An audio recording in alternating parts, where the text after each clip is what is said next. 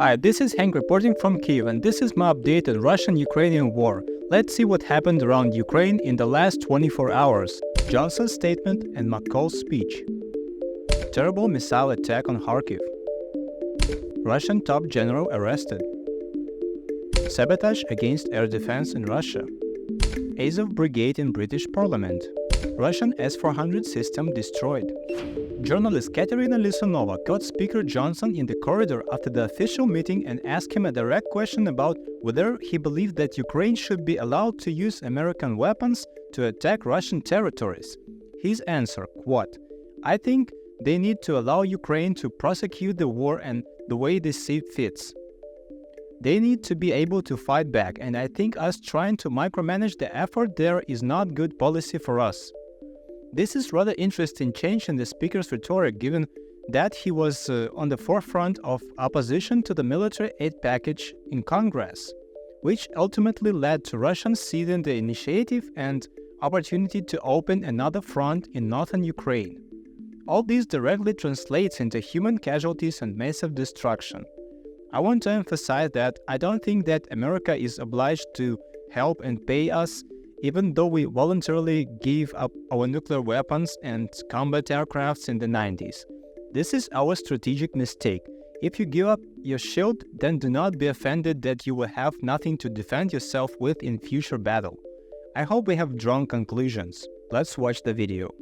Your colleagues from House Intelligence Committee, they just released a statement in which they're calling for administration to allow Ukraine to use American weaponry on the military targets on Russian territory. Would you support that? Because right now they have weapons, but they have restrictions to use that. I think we need to allow Ukraine to prosecute the war and the way they see fit. They need to be able to fight back, and I think us trying to micromanage the effort there is not good policy for us. So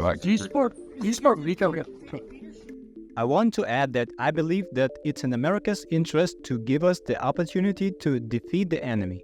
Why? 3 points. Democracy must triumph over dictatorship. This applies to the entire civilization. This is much more than Ukraine. Crimes against the humanity must be punished. We are here in a position of self-defense. This is an example for all dictators and invaders. If crimes are not punished, then they are allowed. Military charity in the form of 40-year-old equipment which in our hands destroys the so-called second army in the world, isn't this the best advertisement? Look at the queue all over the world for Patriot systems, which America sells very selectively at a price at $1 billion per system. Look at the line of HIMARS. How many countries want F-16s? Let us dispose the old ATACMS missiles on Russian military bases. We are good at it. Now let's listen to the speech of Congressman Michael McCaul and his criticism of the current position of the government in the person of Biden, Sullivan, and Blinken. Ukraine.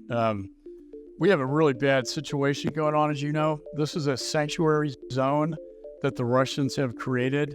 And what they're doing is they're lining up all their artillery and rockets and missiles just across the Ukraine border that they then use to attack the Ukrainians. However, your administration and Jake Sullivan have restricted the arms use so that Ukraine cannot defend itself and fire back at Russia. That's why I mandated the ATACMS and the supplemental, the long range, short range, and the HIMARS, that your administration is tying their hands behind their back, not unlike what you're trying to do in Israel. Will you change this policy so Ukraine can fight without one hand tied behind its back? Well, as you know, we rallied 50 countries over the last 2 years to come to Ukraine's defense, to provide it with the weapons it needs to defend itself, to push back against Russian aggression. When it comes to enabling, endorsing attacks outside of Ukraine, that's not something we've done, but Ukraine will have to make and will make its own decisions, and I want to make sure it gets the equipment that it needs. Well, Congress got them the equipment, and thank you for implementing that, but Congress did not put restrictions on the use of these weapons. It's Jake Sullivan and your administration that has put the restrictions on these weapons, and I talked to them, and they cannot achieve victory with these restrictions that you, not the Congress, have placed on them. And I hope you'll take that back to the National Security Advisor and the National Security council and change this policy decision that is very dangerous and damaging to the Ukrainian people. I say right away that I'm not an expert in politics, and my conclusions are made based on what I heard and how I understand this. Last year, I drew attention to a document from 3 congressmen from Republican Party signed by Chairman McCaul and published on the House of Foreign Affairs Committee website, which clearly outlined the goal in its title, Proposed Plan for Victory in Ukraine. I will leave a link to this document under the video. My understanding of the situation is that senior politicians in the US do not have a consensus on how they see future developments and what to do with Russia. Let it possibly fall apart from sanctions in 20 years, assuming that China, Iran, and North Korea will not supply them with resources and weapons through, or allow Ukraine to defeat them so much that Russians capitulate and pay for all their crimes.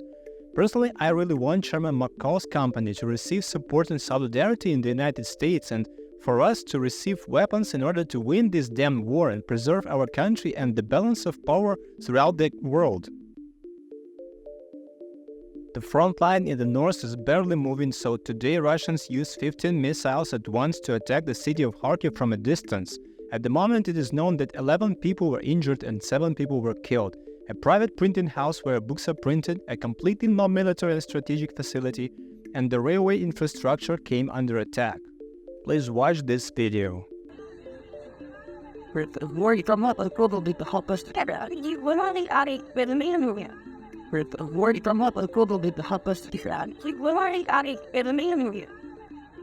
The sound in the background is a ringing phone which is located with the body of the deceased person in a body bag. People call their relative to find out if they are alive after a missile attack, but this person will never be able to answer again. I suppose YouTube will let me use this part of publication since there is almost no blood, but I have a lump in my throat at how terrible this video is.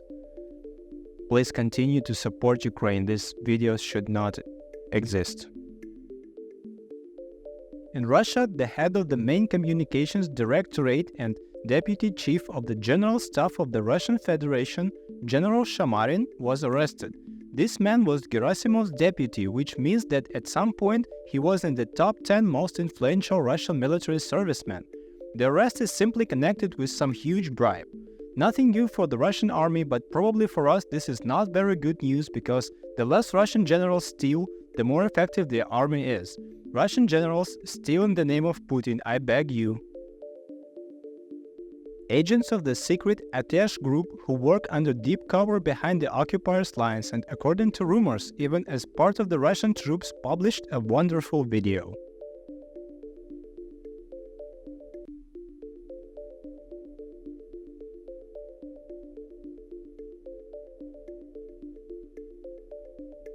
Here we see how a brave man pours gasoline on a communication tower cabinet in the village of Stanichki in the Smolensk region of Russia. As a result of the damage, the communication systems of Russian air defense system of the anti-aircraft missile brigade, which were located in this tower, ceased to function.